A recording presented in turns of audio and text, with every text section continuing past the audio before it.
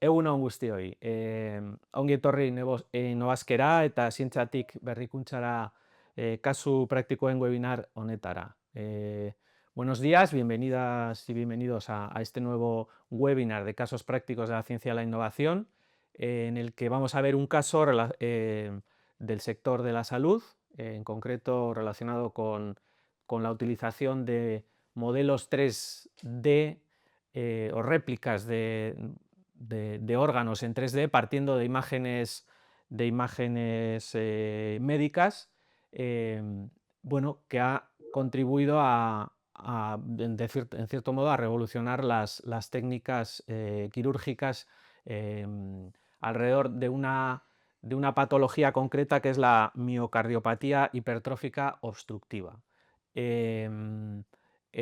No solamente es utilizable en esta patología concreta, pero es el caso, la técnica se ha desarrollado partiendo de esta patología.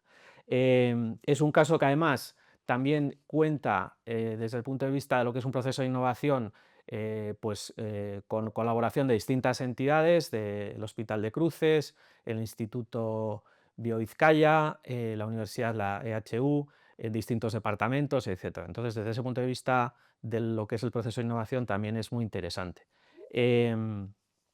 Yo no me voy a extender más, simplemente os voy a presentar a Rubén García, que está a mi lado, del Instituto BioVizcaya, y a Roberto Voces, jefe de servicio de cirugía cardiovascular en Cruces.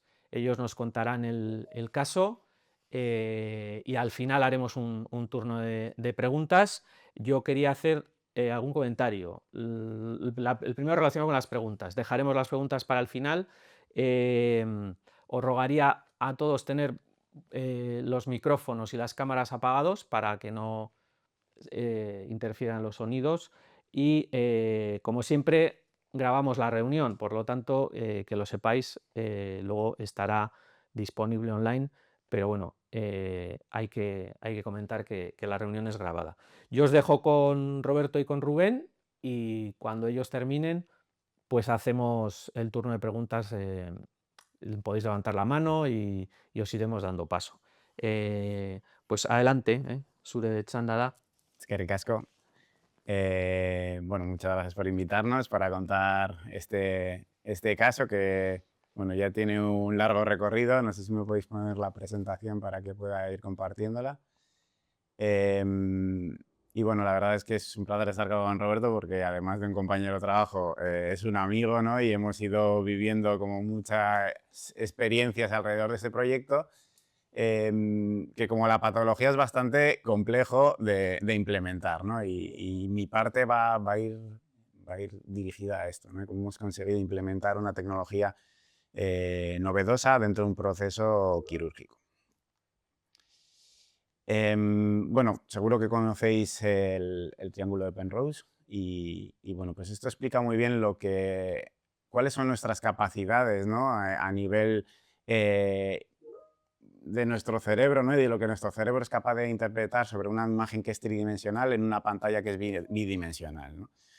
La tridimensionalidad en una pantalla de este tipo está sobrevalorada porque es irreal y bueno, este es el mejor ejemplo.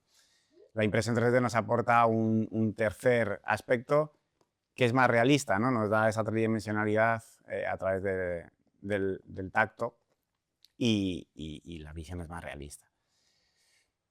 Como os decía, es una capacidad que tenemos las personas, ¿no? El analizar una imagen tridimensional en una pantalla bidimensional, y es una capacidad que también se puede ir desarrollando, pero que creo que con los pasos del tiempo la desarrollamos menos, ¿no? Antes, cuando jugábamos a videojuegos en las pantallas, pues esa tridimensionalidad de Mario nos la teníamos que imaginar a partir de un puñado de píxeles, ¿no?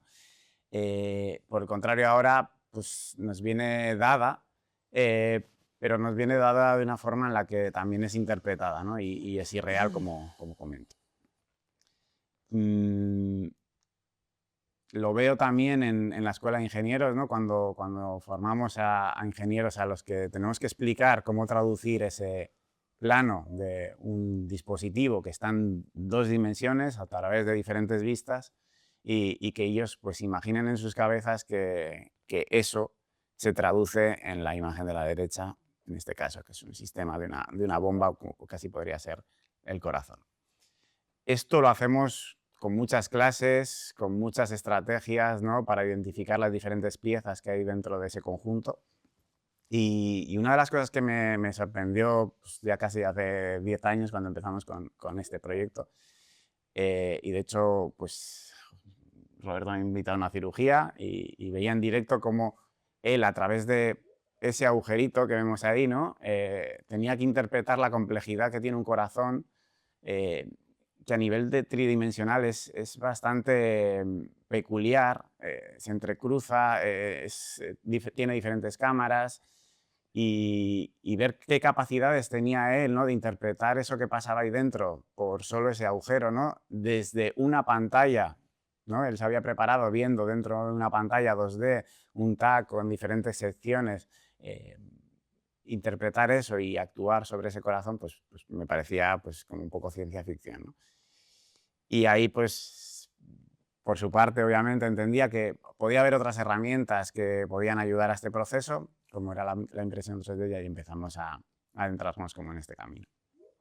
Obviamente, en el estado del arte ya había gente que había pensado en esto, y bueno, este ejemplo me parece muy, muy bonito porque este es un cirujano maxilofacial que se juntó también, ¿no?, hablamos de colaboración, con un radiólogo, con un ingeniero, ¿no?, y decidieron, pues a partir de un TAC, que es lo que es un TAC, ¿no?, cuando vamos al hospital y nos hacen una imagen de nuestro cuerpo, puede ser una radiografía que es planar, o un TAC, por ejemplo, una resonancia que es multiplanar, o sea, tiene diferentes secciones, y realmente son capas, ¿no? Son capas que bueno, pues a nivel de radiología y de ingeniería se decidieron troquelar, ¿no?, en un titanio y bueno, pues se fueron construyendo esas capas en físico. Fue la primera impresión 3D sin impresora 3D en el 81.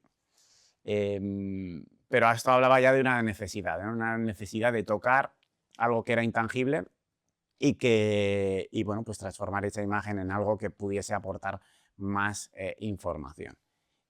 Es esa lectura y también la que os comentaba, ¿no? Me parece que es el mayor ejemplo de que si este cirujano no se hubiera juntado con un radiólogo y se hubiera juntado con un ingeniero, no hubieran podido construir esto, y creo que es lo que ha pasado también en este proyecto, ¿no? La colaboración entre diferentes actores con conocimientos muy diferentes es lo que genera este tipo de frutos.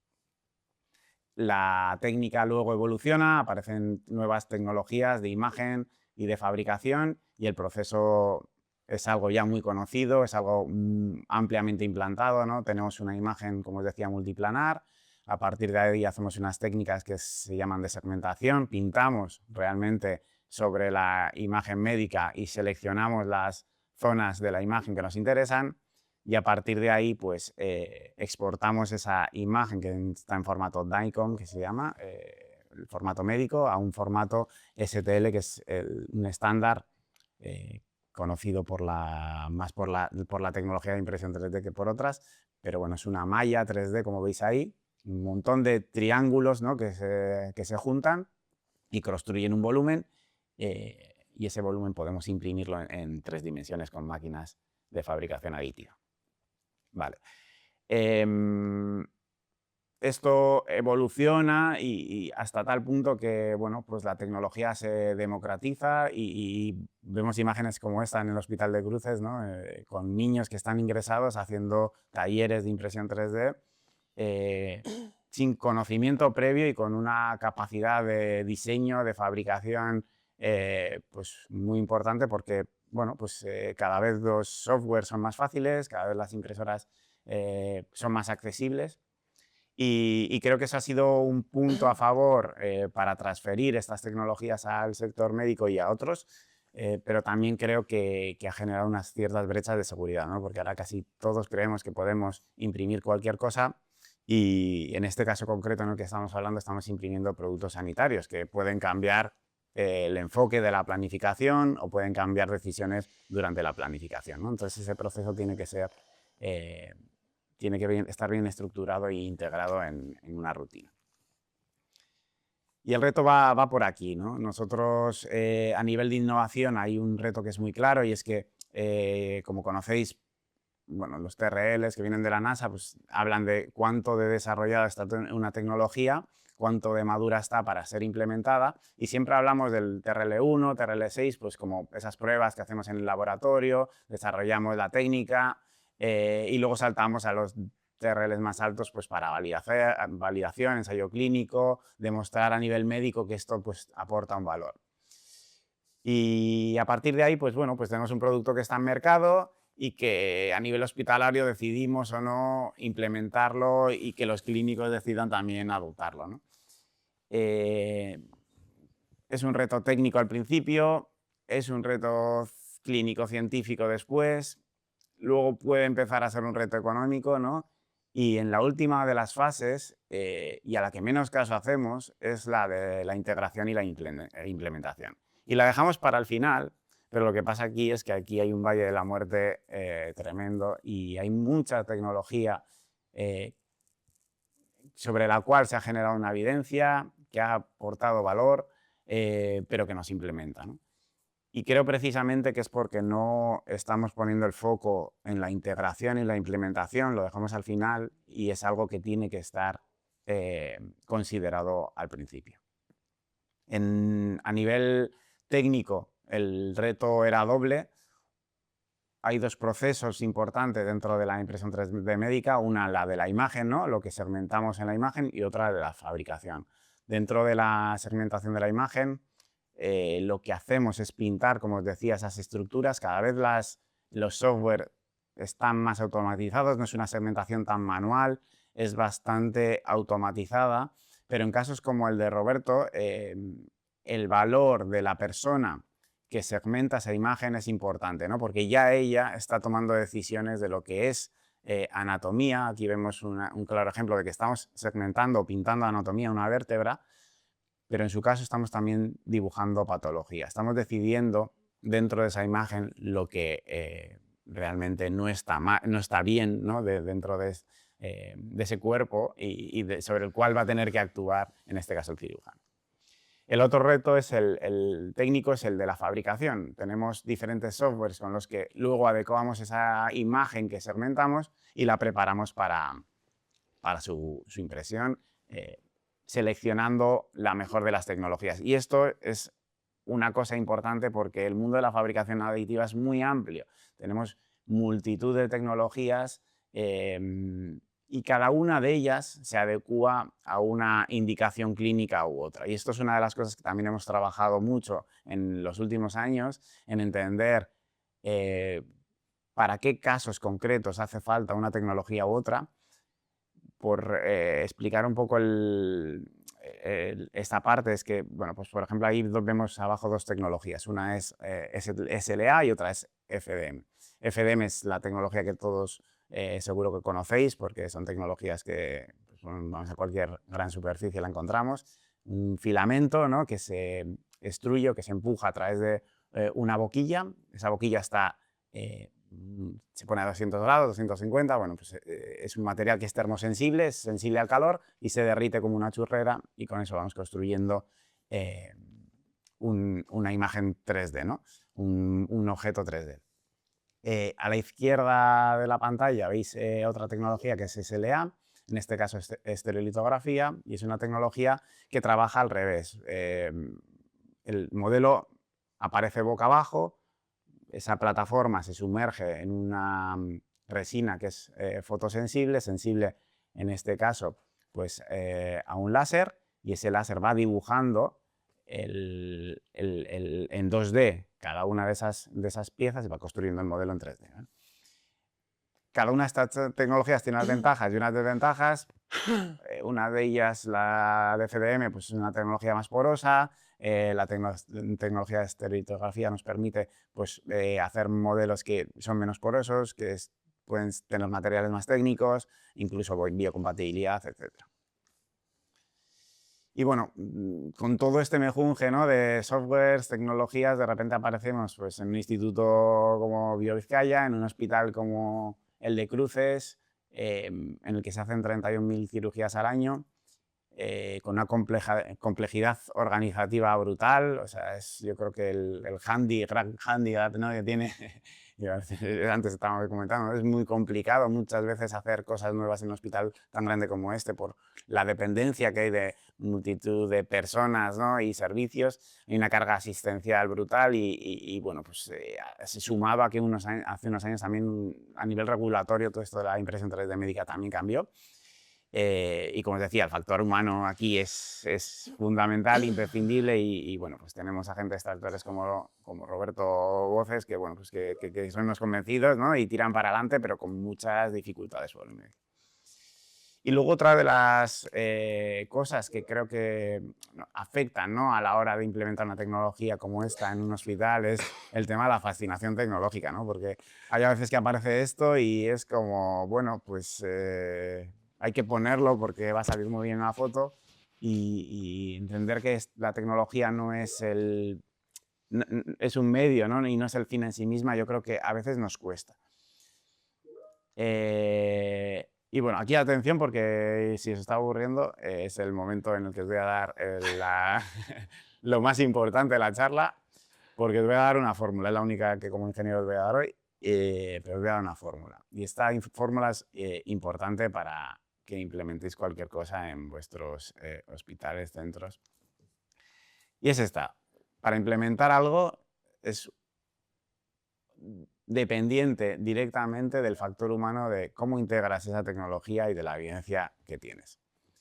Ya veis que es una multiplicación, o sea, si no tienes gente que quiera apoyar esto, si tenemos un 0 ahí, la implementación es 0. Si no integramos la tecnología, esto no tiene forma de salir adelante. Y es más, ¿no?, la desarrollo un poco más. El factor humano depende de lo que capacitamos a la gente, de que haya un liderazgo institucional y eso depende también mucho de la resistencia al cambio. Como tengamos mucha resistencia al cambio, ya puedes formar a la gente, ya puede la gerencia apostar por esto, que eso también va a tender a 0 y la implementación también será 0. La evidencia también la desarrollo porque en tecnología nos ha pasado que hay a veces que hay mucha evidencia clínica y no hay evidencia técnica y ese factor es mayor que 1 y conseguimos la implementación. Y en el caso de 3D empezó a pasar esto. Había poca evidencia clínica y mucha evidencia técnica y claro, esto también salió adelante. Porque para el clínico generaba mucho valor, aunque a nivel de ciencia y de papers que hablasen de cómo esto cambiaba, ¿no?, el manejo del paciente y que tenía mejores resultados clínicos, pues bueno, en el momento en el que empezamos no había tantas cosas. Ahora es verdad que ya hay más estudios. Y es un poco esto lo que también hemos desarrollado en este proyecto y la parte que os va a contar Roberto. Acabo con esta parte del proceso técnico. Como os decía, ¿cómo capacitamos? Pues desde que empezamos con este proyecto, 2015, empezamos a formar a radiólogos, a clínicos, ¿no?, que mostraban interés por la tecnología.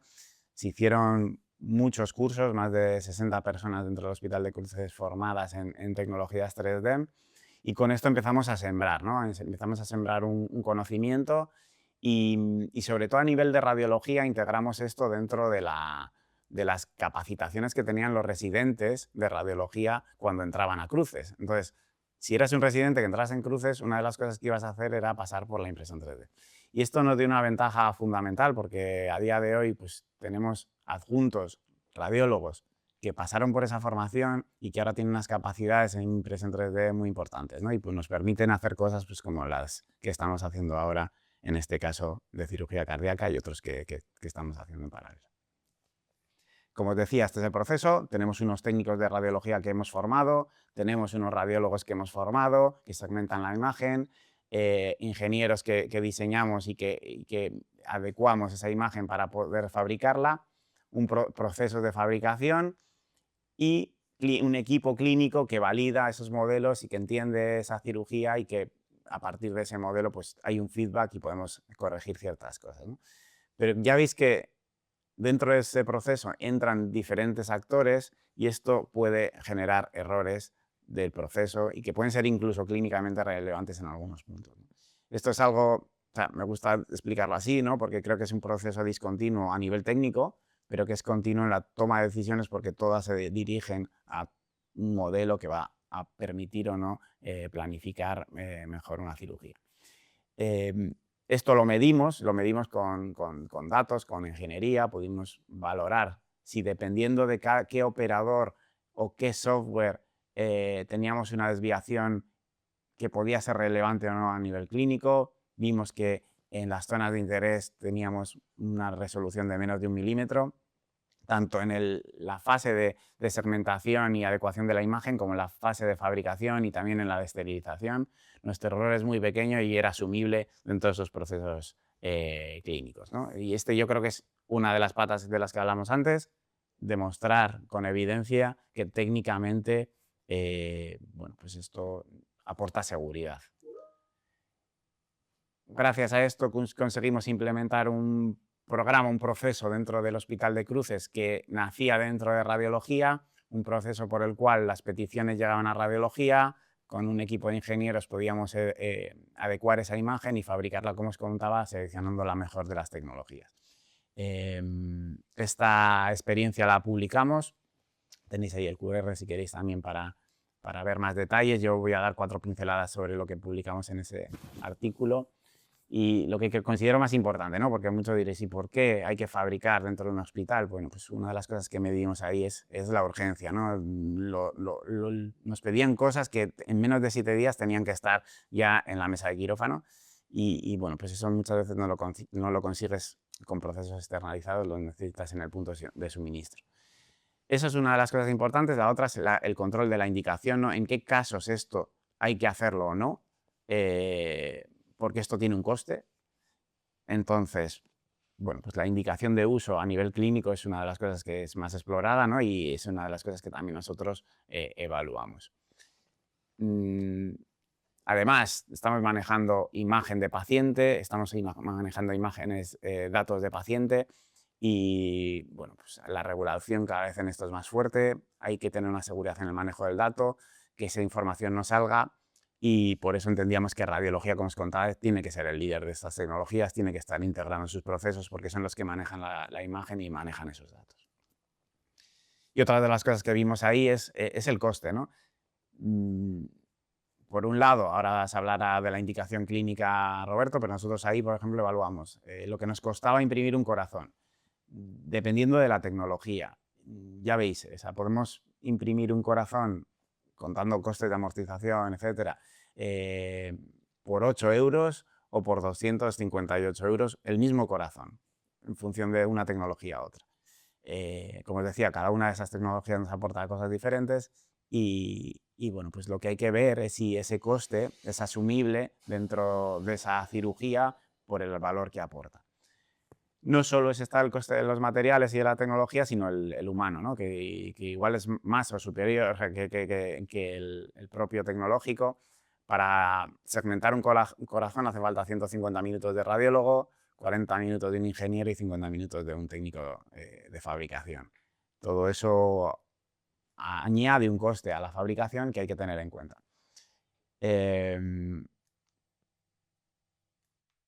Vuelvo a la ecuación ya para darle paso a Roberto. Hemos hablado de cómo hemos capacitado y hemos tenido un liderazgo, ¿no? Con un proceso implementado, con un flujo que se ha integrado en una rutina. Hemos generado esa evidencia técnica también y bueno, pues ahora viene el caso, ¿no? Viene el caso y como Roberto pues, lo ha entendido dentro de su proceso y ha generado esa evidencia clínica. Bueno, muchas gracias por la invitación. Y bueno, la verdad es que lo primero, antes de empezar, que me gustaría señalar la importancia de la relación humana, porque realmente creo que esto ha sido fruto no de una idea buena o de una tecnología, sino de personas que lo han visto y sobre todo que se haya juntado una masa crítica de profesionales que lo han sabido ver y que han trabajado en equipo a pesar de la resistencia que inicialmente había. Sin más preámbulos, voy a decir un par de cosas antes de empezar la presentación. Nosotros, los humanos, vemos de forma tridimensional, pero es una evolución de la visión. Si vosotros miráis una vaca, un caballo, una gacela, tienen los ojos muy apartados, porque a ella lo que le interesa no es ver en 3D, lo que le interesa es ver por dónde le va a atacar el león. Sin embargo, cuando ya eres león, lo que te interesa no es ver quién te ataca, porque no te ataca nadie, lo que te interesa es ver exactamente dónde tienes la presa. Ese ha sido el origen de la visión tridimensional. Y dices, hombre, los homínidos, cazamos poco. Ya, pero tan peligroso es, o tan importante es cazar con un solo intento como coger la diana o la rama donde estás enganchado. Porque si te caes, si saltas de una rama a otro y no tienes exactamente la perspectiva de dónde está, no sé cómo será el futuro, porque hoy como en día todo lo vemos con pantallas, igual acabamos perdiendo la tridimensionalidad dentro de 2000 años. Pero sí es cierto que a pesar de esas pantallas, el cerebro humano piensa en 3D, busca el 3D. Sin embargo, la tecnología todavía, mucha está en 2D. Y digamos que ahora estamos en el punto de inflexión en el que estamos intentando convertir todo lo que nos ofrece la tecnología en 2D en un 3D. Vamos a aplicar esto a una patología que se llama la miocardiopatía hipertrófica obstructiva. Aquí veis dos corazones, el de la izquierda sería un corazón normal, el de la derecha la patología. Es decir, es un corazón hipertrófico, es decir, que está demasiado desarrollado. ¿Qué es lo que va a producir? El corazón es una bomba que eyecta la sangre, pero que también, como tal bomba, tiene que permitirse que se llene. Entonces, una bomba que tiene mucho músculo va a eyectar con mucha fuerza, pero no se va a poder llenar.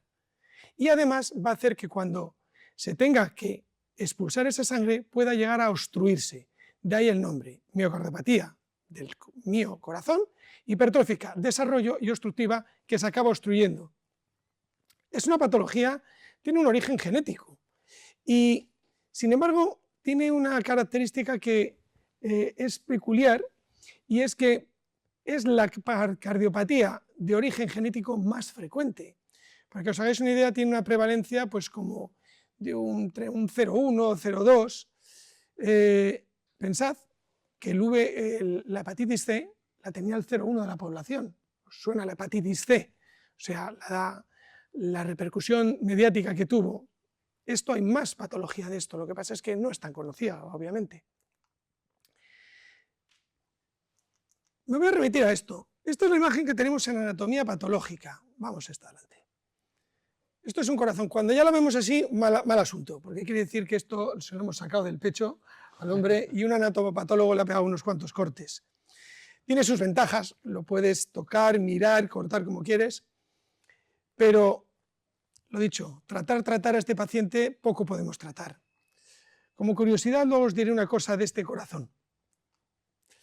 Tenemos la visión del ecocardiograma transtorácico. Para que os hagáis una idea, esta patología hace 30 años se diagnosticaba con un fonendo. Un fonendo es esa cosa que ponemos en el pecho para escucharnos. Pues así se diagnosticaba, o sea, por un oído, por un ruido.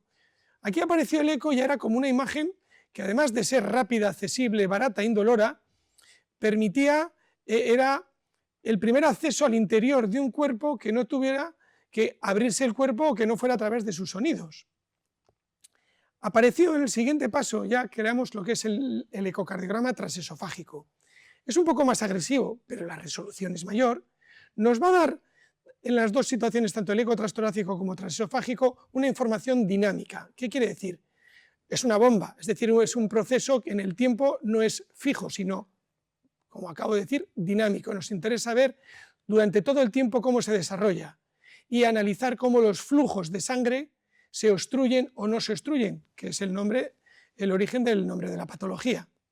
Y si os fijáis, ya se ha llegado a intentar buscar esa tridimensionalidad, es decir, la imagen que tenéis ahí es de un eco transtorácico. Un eco es, sabéis probablemente lo que es el origen del efecto piezoeléctrico, de cómo se consigue una imagen a través de una ecografía, pero las imágenes que consigue ya se intentan expresar de forma tridimensional, por lo que os he comentado al principio, porque la persona va a intentar buscar, su cerebro funciona en 3D y va a intentar buscar la tridimensionalidad. ¿Cuántas veces seguro que veis en una pantalla una imagen en 3D y os giráis como diciendo, a ver si la miro del otro lado? Y obviamente es estúpido, porque la pantalla es solamente una imagen 2D. Sin embargo, estas técnicas, pues bueno, también tienen sus inconvenientes. A medida que avanzamos en la complejidad, pues requieren algunas cosas como puede ser sedar al paciente, o ya no es tan accesible ni tan barata. Luego aparece la resonancia magnética. También tiene las aportaciones anteriores, es dinámica, pero ya empezamos a tener también más inconvenientes. Es dependiente del dispositivo, igual que un ecógrafo cuesta 60.000 euros, uno ya bueno, una resonancia no me atrevo a decir números, pero fácilmente te puede costar 1.000.000 de euros, y si te pones en alta tecnología, pues no sé, probablemente igual hasta vosotros sabéis más cuánto cuesta una resonancia que yo. Pero incluso ya hay enfermos en los cuales no se puede emplear la técnica, que es aquellos que tienen marcapasos, y sobre todo uno de los mayores inconvenientes, que es tanto en el eco como en la resonancia, son cortes, y como tal son imágenes bidimensionales. Aquí es donde ya empieza a aparecer el origen, lo que nos facilita ya las cosas bastante, y es el origen de los modelos, y es el TAC. Creo que supongo que todo el mundo sabe lo que es TAC, voy a decirlo por sus siglas, pero es tomografía axial computerizada. En el fondo, el origen del TAC es coger muchos cortes pequeñitos e intentar formar estructuras, pero en 2D. ¿Qué va a tener esta técnica la ventaja? Una gran resolución. Fijaos en las ventajas, porque es lo que luego va a hacer que de aquí consigamos los modelos 3D. Es decir, ¿se puede conseguir un modelo 3D de otras fuentes de imagen? Sí, pero tienes que intentar buscar que tenga una gran resolución, porque si tú coges la mayor resolución, tú vas a poder luego bajarla. Si tú la coges con una resolución baja, aumentarla es imposible. ¿Cuáles son sus inconvenientes? Que también los tiene el TAC. Pues que es una técnica de imagen que supone una radiación, infundir un contraste. Y ya, bueno, cuestiones ya más técnicas que depende la frecuencia del corazón, porque el corazón es una estructura que, para la desgracia de los radiólogos, se mueve. Porque si a ti te hacen una prueba de imagen de un hígado, pues hombre, no se mueve mucho. El cerebro, dependiendo de la persona, tampoco se mueve mucho.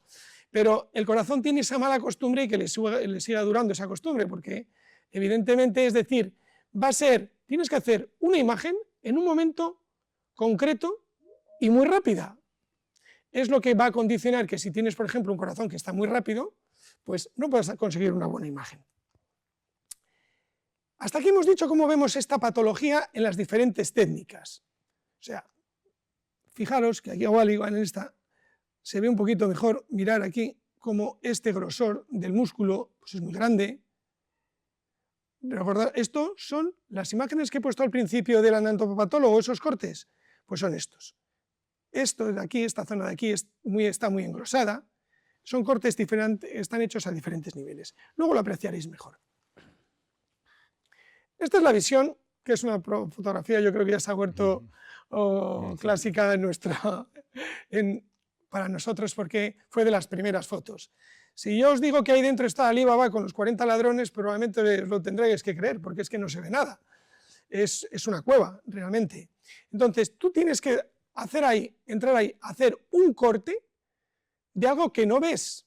Es decir, la visión intraoperatoria es real, pero tenemos grandes inconvenientes, y es el límite de espacio, que además requiere ser invasiva, y que tenemos un tiempo muy limitado. O sea, tú no puedes abrirle a un enfermo el pecho en este caso y tenerlo ahí pues 5 o 6 horas, que también se puede hacer, algunos de hecho se hace.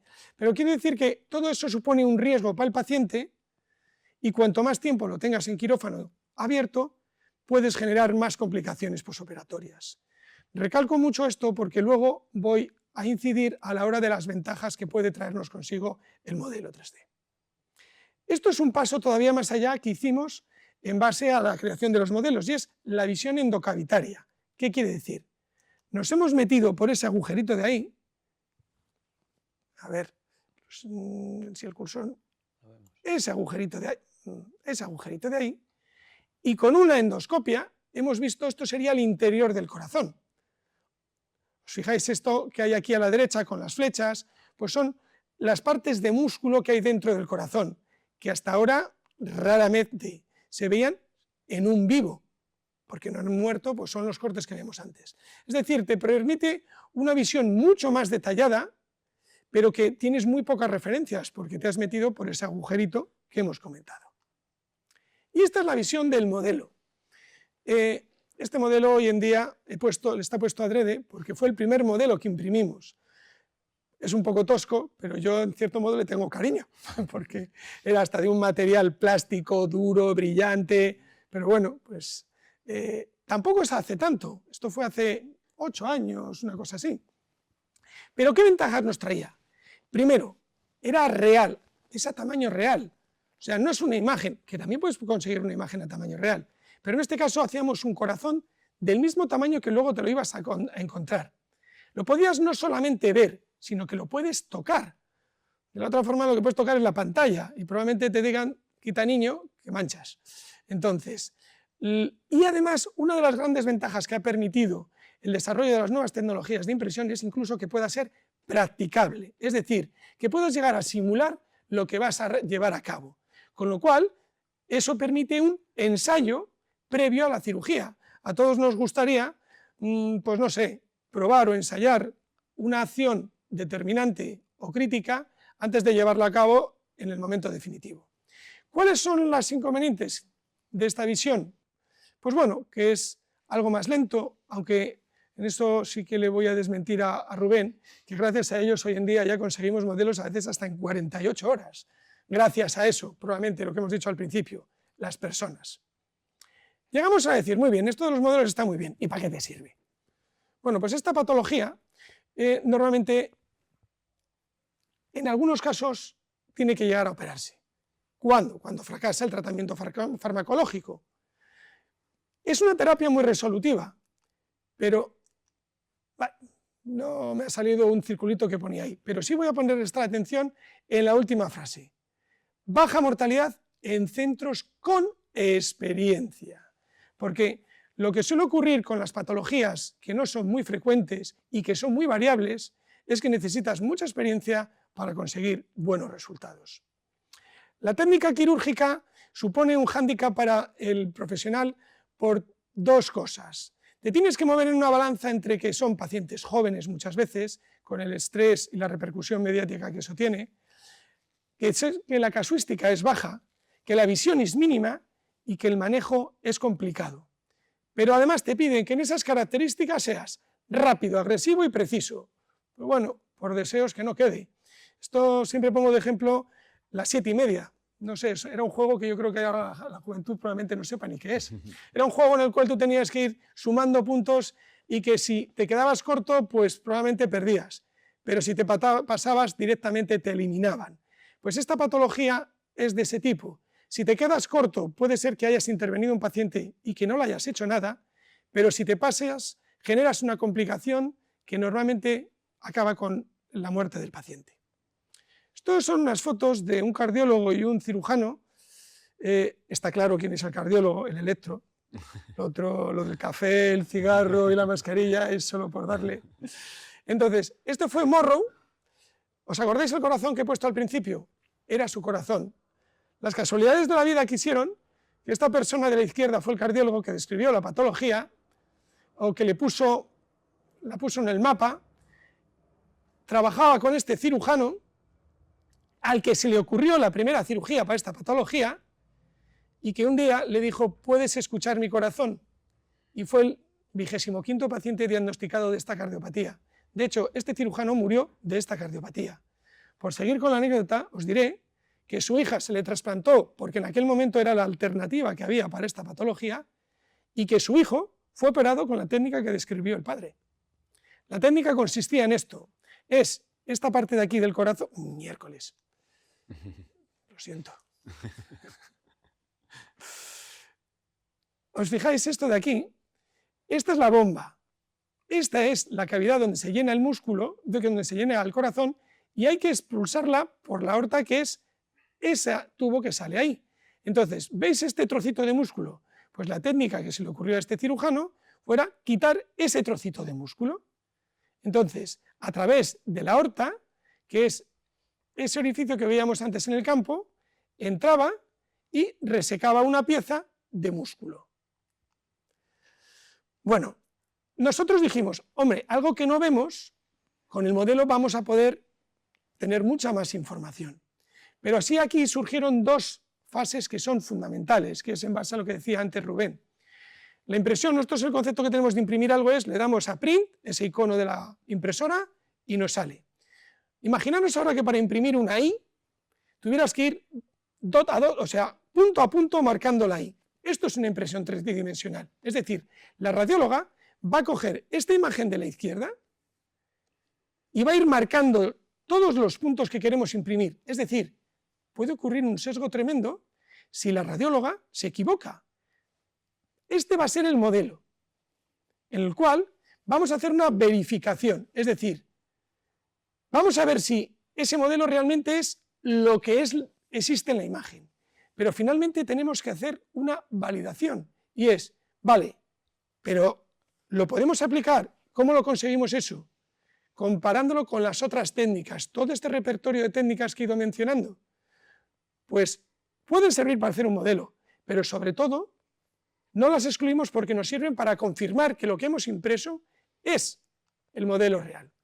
Y ahora dices, vale, ¿y ahora cómo utilizamos? Bueno, pues como por ese agujerito lo que hicimos es, nos hacemos un mapa del corazón.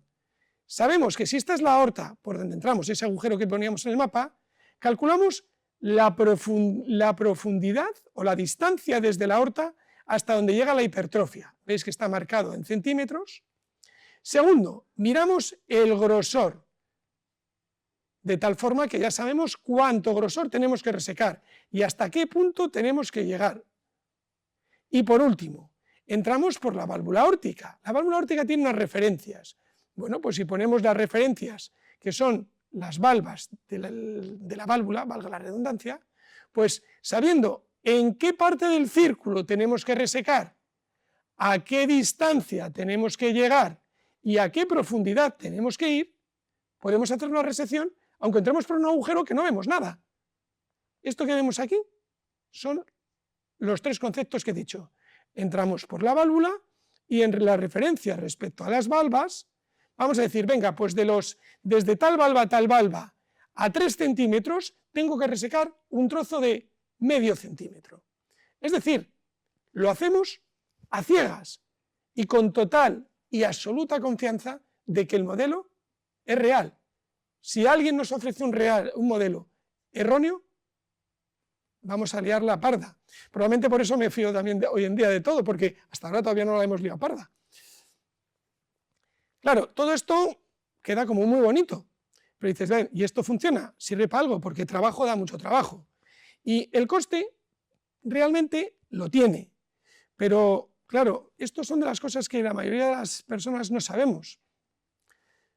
Un día de estancia en la UCI cuesta como unos 3.000 euros. O sea, no sé si hay... Hombre, hay hoteles de 3.000 euros, pero vamos, yo no suelo ir a ellos, la verdad. Y un día, el minuto de quirófano es de las cosas más caras de un hospital. Entonces, hay que ver si compensa el dinero que nos ha costado con el resultado. Esto que veis aquí es, yo a veces siempre digo la broma de que me como pinchos morunos más pequeños de lo que le hemos sacado aquí al corazón. O sea, esto sería el modelo y estos serían los trozos de corazón que hemos ido resecando. Esto es mucho. Probablemente para alguien que no lo haya visto nunca dirá, bueno, pues vale, pues trocitos de corazón. Fijaros la imagen que decía antes al principio que diseñó Morrow. Era una porción, probablemente Morrow lo que conseguía sacar era 2 trocitos de estos, no muchos más, no mucho más. Fijaos hasta qué punto de agresividad, entre comillas, hemos llegado. Perdón. Entonces, en base a esto, hubo una persona del servicio que llevó a cabo un estudio que es su tema de tesis, donde lo que hizo fue valorar los resultados anatómicos, funcionales y clínicos, porque en el fondo todo esto lo hacemos no para que el resultado anatómico nos quede bonito, incluso que veamos que el eco funciona, en el eco que el corazón funciona bien, sino para que el enfermo se sienta mejor. No voy a entrar en detalles de todos los números de ahí, pero sí,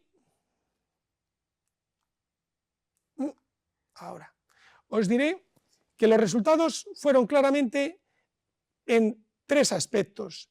Primero, que había mejor resultado. Segundo, a ver, bueno, lo tengo puesto en un círculo rojo, en un círculo, o sea, fueron significativamente diferencias significativas, no solamente en el aspecto de mejor resultado, sino de menos complicaciones, y en la izquierda vemos la uniformidad del proceso, sino que además los resultados fueron mucho más homogéneos.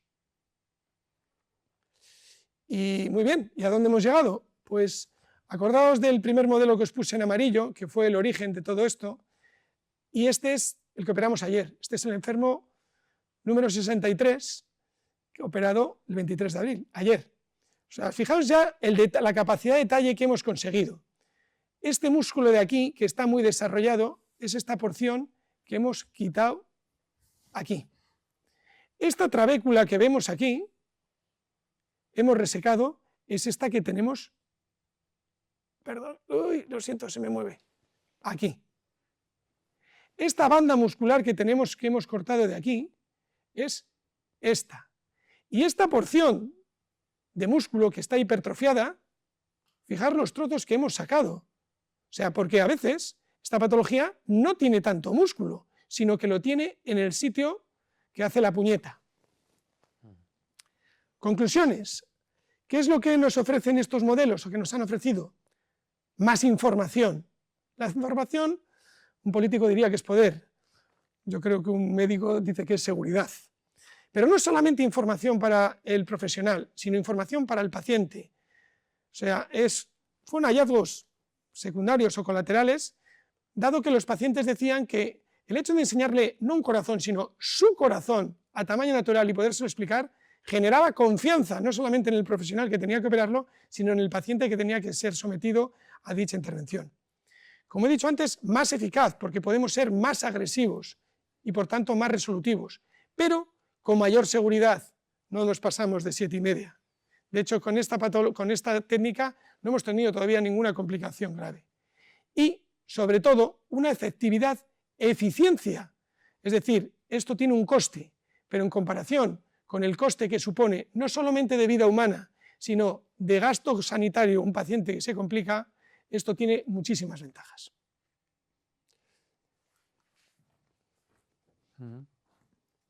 Pues eso es todo. Muchas gracias, Roberto. Muchas gracias. La verdad es que es interesantísimo. Yo estaba pegado viéndolo. Sí, sí, es interesantísimo. Bueno, pues nada, animaros a quien queráis hacer preguntas, o bien levantando la mano o abriendo el micrófono. Yo, de momento, se me ocurre una cosa, preguntarte, ¿esta técnica cómo ha cambiado tu práctica como cirujano? O sea, desde los dos puntos de vista, ¿cómo ha cambiado tu práctica como cirujano? Que lo has explicado, pero bueno, pero digo personalmente. ¿Y qué supone también en la experiencia del paciente respecto a lo que había antes? Pues a mí sobre todo lo que me ha cambiado es que si hay un paciente que tengo que operar de esto y no tengo el modelo, me pongo muy nervioso. O sea, sin modelo no opera.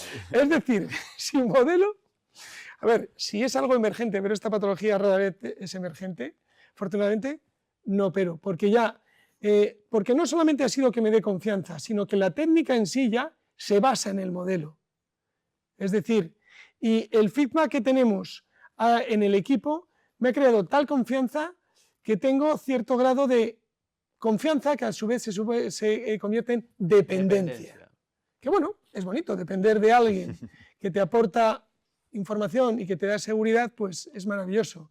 Y no solamente eso, sino que está haciendo que las nuevas generaciones, como he dicho antes, coger experiencia de una patología y poder operarlo bien, está muy bien, pero una técnica es buena cuando es resolutiva, pero sobre todo cuando es transferible o reproducible.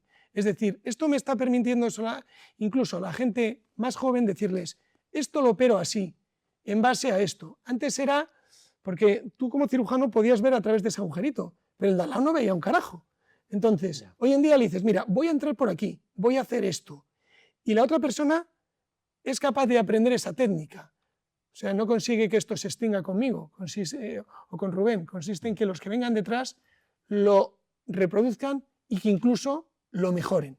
Y para el paciente, pues para el paciente realmente es la sensación de decir, le enseñas, como he comentado al principio, es una visión tridimensional. Nosotros vemos en tridimensional. Tú le enseñas un TAC a un paciente y le puedes explicar, pero el paciente dice, pues muy bien, como las vacas al tren, y te dice, si tú me dices que esto es pues un helicóptero, pues también me lo creo. Entonces, pero verlo de la forma que ellos lo puedan entender les genera una confianza tremenda también. De hecho, a veces algún paciente te viene ya y te dice, ¿y a mí también me van a hacer esa cosa a mi corazón?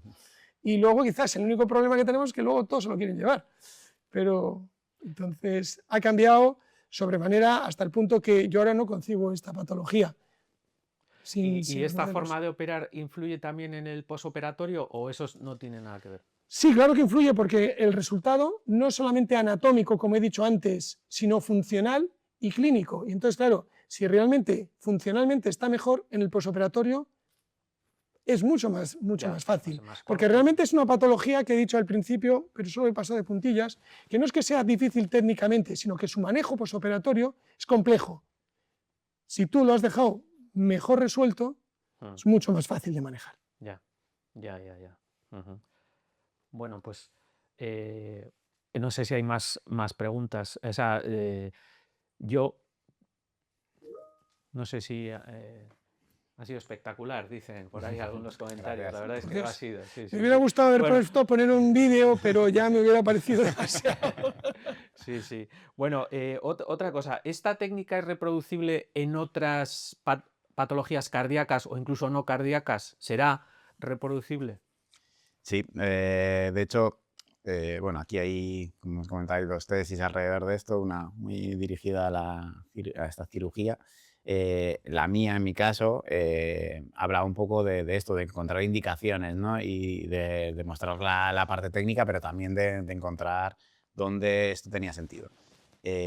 Hace poco, de hecho, con Esteba hemos tenido una colaboración, se ha hecho un informe de evaluación de tecnología sanitaria vinculada a la impresión 3D. Y está muy ligado también a lo que hacemos en Cruces, ¿no? Tenemos diferentes estudios clínicos, en cirugía maxilofacial pasa un poco lo mismo, ya no, de hecho, cirugía maxilofacial lleva utilizando esas técnicas mucho tiempo para el preconformado de las placas, para incluso fabricar esas placas a medida. Es el gran usuario de esta tecnología, traumatología también, diseño de guías quirúrgicas para orientar cortes y el uso de los modelos. Y luego, además de lo quirúrgico y el modelo a medida para el paciente, una de las cosas que hacemos mucho también es hacer modelos de simulación, ¿no? De entrenamiento, de docencia.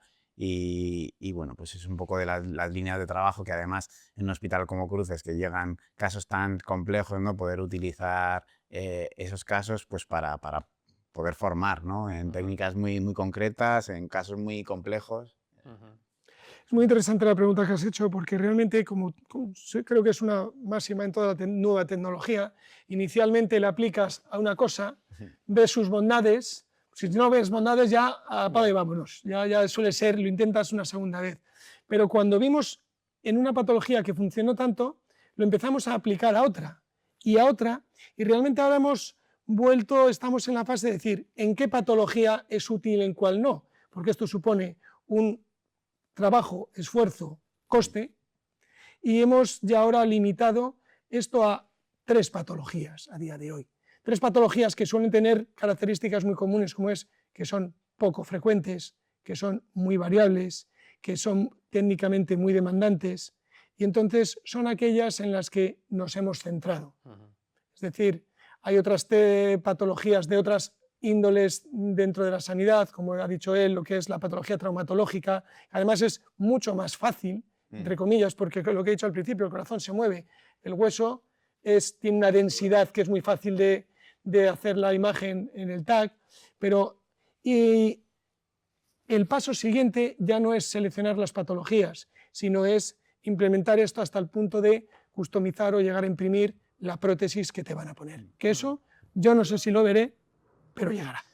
Y yo creo, siguiendo un poco en esta línea, es un poco donde yo creo que estamos todos. Sí que es verdad que ahora hay gente que está entrando en este mundo y cuando nos piden charlas y hablamos en otros foros, yo siempre digo las mismas frases. O sea, no todos los hospitales tienen que ser fabricantes de este tipo, o sea, para nada. De hecho, creo que Y va ligado con lo que habla de la fascinación tecnológica. Hay un punto de esto, ¿no? Pero yo creo que ahora, y después de estos años, estamos en un punto de la indicación, ¿no? De dónde esto tiene sentido. Y esta tecnología es para cirugías muy complejas, es para cosas que tienen mucha complejidad y que todo esto aporta un valor especial, como lo es en este caso. Yo tengo varias preguntas que me están llegando del chat, pero quería preguntaros una última mía. Em, ¿Dónde os sitúa como equipo esto, no sé, internacionalmente o comparados con nuestro entorno? Porque yo entiendo que sois bastante, o sea, que decir, punteros, por decirlo de alguna forma, ¿no? Sí, a ver, yo creo, ahora bueno, les dejo a Roberto. O sea, yo, por diferenciar una cosa que creo que no tiene el resto y que creo que se ha ido a nuestro valor, y vuelvo a la fórmula, es la integración de ese flujo dentro de los recursos que teníamos en el sistema sanitario. Cómo hemos integrado eso en un servicio como radiología y cómo radiología se ha potenciado en esta área, yo creo que eso nos ha dado una ventaja que no la tienen otros hospitales, que al final son servicios en los que, pues, como empezamos nosotros, yo soy ingeniero biomédico, al final empezamos a segmentar esa imagen, pero llega un punto en el que te das cuenta de que lo que estás segmentando ya no es una anatomía, es una patología y que empiezan a ser competencias que no son tuyas, ¿no? Ya, Entonces, involucran a muchos. claro, ¿no? que estás diagnosticando y que hay una parte en tu formación que has podido hacerlo, pero vas a llegar a cierto límite, ¿no? O sea, el pensar que un ingeniero como yo, que puede llegar a ver en una imagen lo que ve Ainhoa Gandiaga, por ejemplo, la radióloga, que es la que segmenta estos corazones, es un poco estúpido, ¿no? Entonces, yo creo que ese es el valor que tenemos Sí. ante Ainhoa, que es capaz de segmentar. Y luego, pues, a nivel internacional también lo puede explicar él dónde estamos. Hombre, a nivel nacional yo creo que estamos dentro de los 3, 4 programas más punteros de 3D. De hecho, te diría que fuimos el primero o segundo en desarrollar esto. Incluso hace 3 años hicimos un foro a nivel nacional, una jornada para hablar de esto. Lo que pasa es que realmente todavía en aquel entonces y a día de hoy se te considera un poco friki, porque yo lo hago esto y no necesito eso, que es muy típico, sobre todo dentro del entorno de los cirujanos. Pero la tecnología es accesible para todos, pero bueno, hay impresoras que utilizamos que son caras. Creo que el mayor valor que tenemos y por lo que somos punteros es por el equipo humano que ha coincidido. Ya. Por la radióloga, porque la tecnología no es una tecnología de la NASA que solo puedan tener en Cabo Cañaveral. O sea, no, es accesible, solo que se necesita, incluso en algunos centros donde tienen la misma tecnología que tenemos nosotros, nos han llegado a llamar. ¿Por qué? Porque en aquel sitio, por ejemplo, la segmentación la hacía, lo que es el paso de la imagen a la impresión, un ingeniero. Pues hombre, un ingeniero puede llegar a tener conocimientos, pero aquí cada uno nos hemos centrado en nuestra base, en la parte que mejor dominamos y además hemos trabajado en equipo. Y a nivel internacional, pues hay muy poco de esto dentro de lo que es la cirugía cardíaca, pero sí es cierto que hace 3 años en el mayor congreso que hay a nivel mundial de la cirugía cardíaca nos aceptaron 2 comunicaciones para hablar de esto y llevamos, uno de ellos, la muestra era de 10 casos, 9 casos de otra patología, es decir, que no era un número, dijimos, si nos han aceptado 9 casos, quiere decir que por ahí no hay mucha gente, y de hecho la persona que estaba haciendo la tesis de esto, pues incluso ha ido a dar charlas a Asia al respecto, o sea que yo creo que es importante, o estamos en una posición avanzada, pero no tiene todavía tanta trascendencia como creemos que tendrá. O sea, ahora cada vez más se está teniendo. Ya. Bueno, pues ya nos estamos pasando del tiempo, pero es tan interesante que hay 3 preguntas que nos han llegado, son bastante técnicas. Yo os lo voy a hacer, a ver si rápidamente podemos. Nos dicen, ¿creéis que la visualización inmersiva mediante XR podría ayudar a decidir cuándo un modelo necesita imprimirse físicamente y cuándo podría resolverse solo con una revisión 3D avanzada, reduciendo tiempos y costes de laboratorio? Bueno, hemos hecho algunas pruebas al respecto. Yo creo que las tecnologías inmersivas, realidad virtual aumentada, mixta, aportan un valor, ¿no? Es otra de las líneas de trabajo que tenemos. Aportan un valor en la parte de simulación y entrenamiento. Y sí que es verdad que, bueno, pues en alguna quirúrgica, pero sí que, por ejemplo, en este caso, lo hemos explicado, no hace falta tocar, hace falta tocar y extraer eso de la pantalla.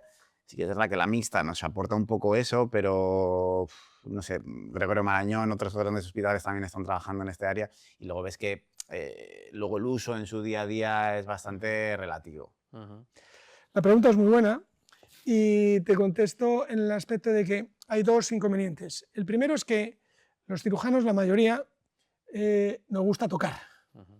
Entonces buscas algo que se asemeje lo más posible a lo que tú haces.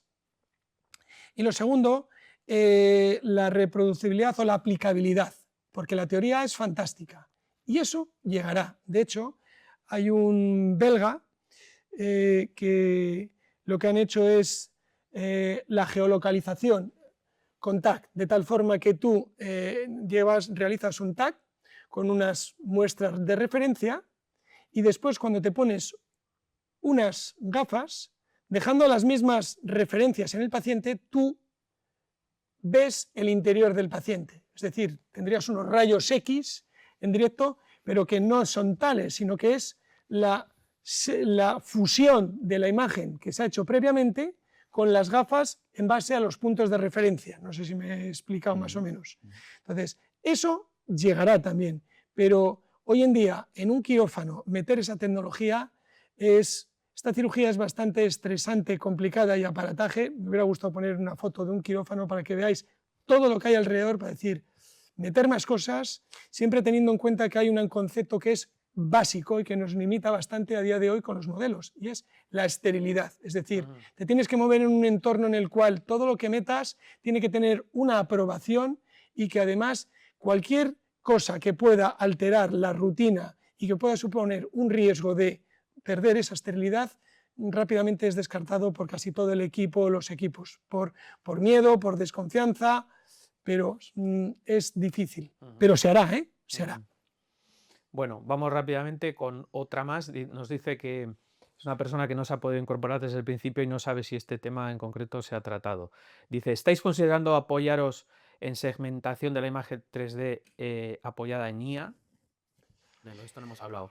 A ver, esto es un tema que, o sea, dentro creo que aquí de hecho al final también genera como más polémica, ¿no? El uso de la IA y tal, y bueno, no solo en aquí de hecho, en otros sistemas sanitarios. Y es que realmente en la imagen, lo que ahora llamamos inteligencia artificial ha estado siempre. O sea, al final los algoritmos que tienen estos softwares, decía, ¿no?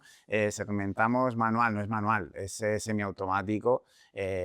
No es solo la máquina la que lo hace, sino que es el radiólogo pintando, pero ya con unos algoritmos en los que esa imagen casi se rellena sola. Y eso viene pues, de técnicas, de Machine Learning y otras, que las podemos llamar IA o mal llamadas o tal, ¿no? Pero viene un poco de ahí. O sea, la imagen, la segmentación y todos los softwares tienen detrás un montón de imágenes con las que se están entrenando. Vale. Un incisivo, que eso sí que es más importante que él. Yo no cambio la inteligencia artificial por mi radióloga. Ya. Sí. Bueno, una última pregunta. ¿Qué tecnologías de impresión 3D consideráis más adecuadas para este tipo de casos y en qué situaciones optaríais por otras diferentes?